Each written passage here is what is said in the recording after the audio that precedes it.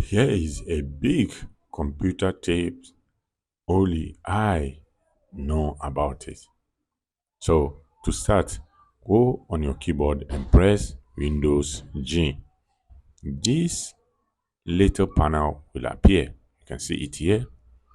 And from here, from the left to the right, we have a lot of tapes here. The first one is capture.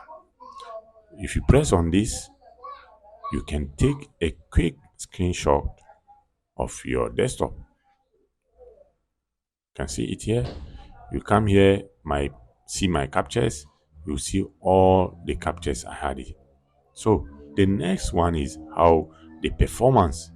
You click on it, you see how your CPU or your GPU, your VRAM, the RAMs are performing. You can see it here, and you can have a quick overview of everything on your performance bar.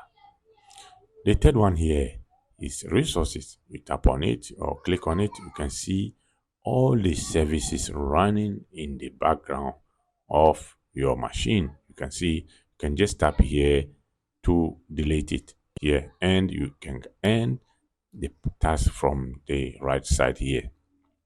So you can show less like this or show more to see all the performances here.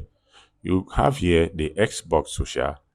This need an internet connection and sign in. You sign in, you get to chat with friends on your PC, mobile, and Xbox.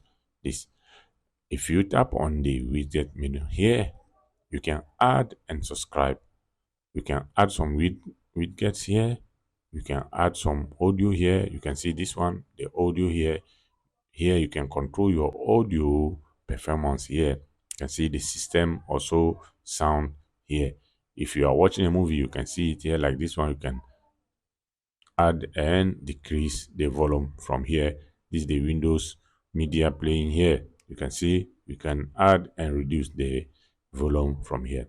So go through it and let me know which one is your favorite. Bye.